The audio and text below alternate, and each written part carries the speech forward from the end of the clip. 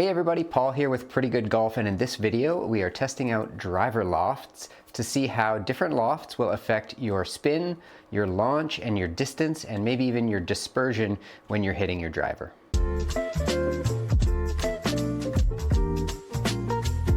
I've got the Callaway AI Smoke Max from 2024, and it's at the stated loft of 9 degrees. I'm going to loft it up to 11, loft it down to 8, and we'll also test it at 9, and I'll show you all of the data. I'm going to show you the data on my GC Quad, and I'll be using a Titleist Pro V1 ball. So first up, 9 degrees is the stated loft. Let's get 5 good shots, and then we'll have a look at the data. It's a good start. Started a bit right to left. I'm sure I probably hit that off the toe, maybe. We'll see. But that is a very good start. There we go. That one should work. A little bit of a fade, but close to the middle of the fairway. Maybe right edge.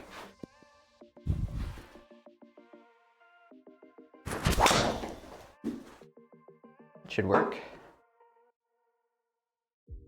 Might have bounced that off the turf, but the result was good.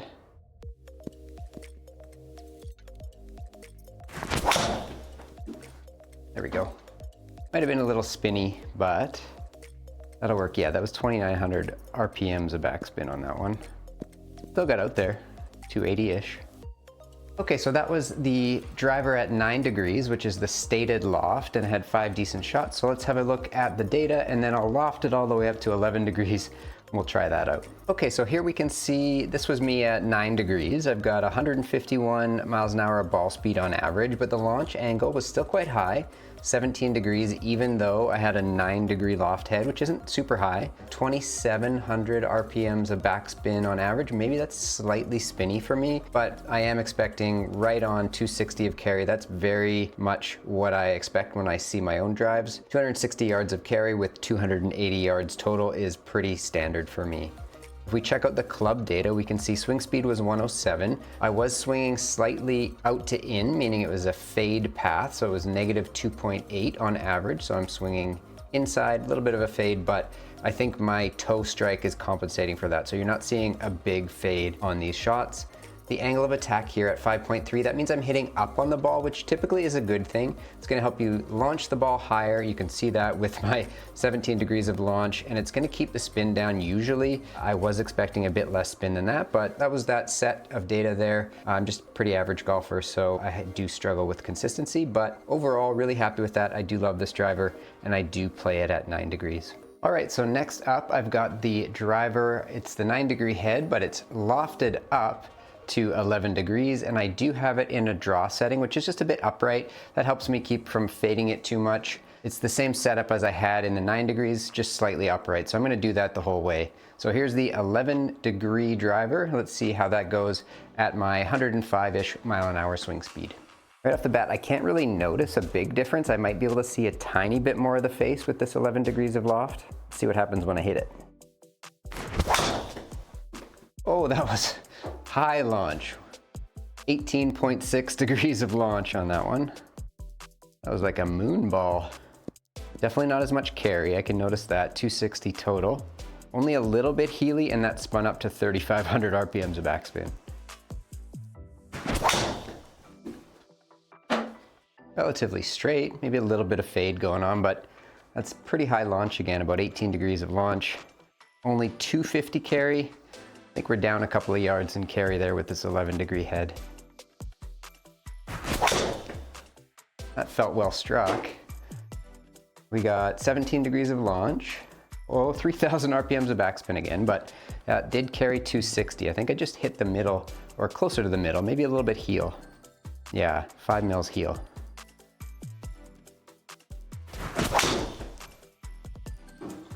Okay, maybe another spinny one. 3,200 RPMs of backspin, 253 yards carry in the fairway, but definitely not quite getting as much distance. Okay, so that was 5 shots with the 11 degrees of loft. It felt easy to keep in the fairway, but I definitely lost like probably 10 yards. We'll have a look at the data, compare it to the 9 degrees and see what we lost there. All right, so that was the 11-degree head, and I have a feeling we're going to see quite a big difference when we compare it to this 9 degrees that we just saw. So we'll pull that up there. We've got our 11-degree head, and we can already see we've got quite a difference in peak height. We can see that the 11-degree loft is going higher, but also shorter, and it's spinning up quite a bit more. So even with the same launch angle of 17.4 and slightly more ball speed, with the 11-degree club head, we were getting way more spin and quite a bit less carry, so 8 yards less carry, and we were down by 11 yards total. That's mostly going to be due to the spin difference. Now, I am surprised at the higher ball speed, but it's probably just me getting a little more comfortable swinging a little bit faster, and maybe I was finding closer to the middle of the face, so club head speed was about the same, 107 with the 11-degree head, a little bit more efficient, very similar club path at -2.9, so slightly a fade swing. But for whatever reason, that test, I had a slightly lower strike point and a slightly more heel strike point. Still hitting up on the ball quite a bit at 5.8 degrees on average. I think most of the spin was probably coming from that low strike at least. Still, totally reasonable. I could definitely play an 11-degree driver. I would just be giving up maybe 10 yards total on my drives. Okay, we're putting it down to 8 now. Let's see how that goes. I am excited for this one. I feel like I might be able to hit it far, but I don't know if I'll be able to keep it in the fairway. All right, I don't know if you can see that, but here's a photo of it anyway. So that's 8 degrees of loft. It's in a slightly upright or draw setting, just like when it was at 9 degrees and 11 degrees. Let's hit 5 good shots with 8 degrees of loft, see how far it goes, see if we can get that spin down compared to the 11 degrees of loft. All right, I can definitely see less of the face than when it was at 11 degrees. And let's see how the setting goes for distance and hopefully keeping it in the fairway.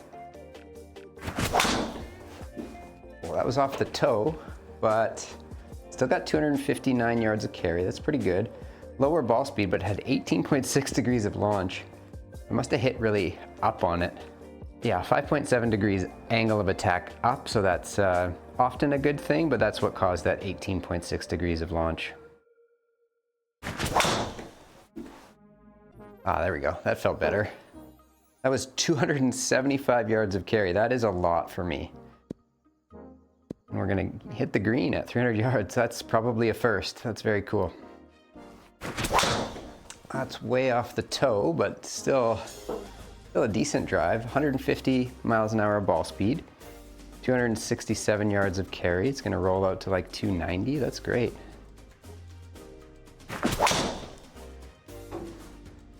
Don't know if that was middled, but still decent. That was 2,800 RPMs of backspin though. I must have hit that either thin or heel. Just a little bit low on the face. Still a really good result.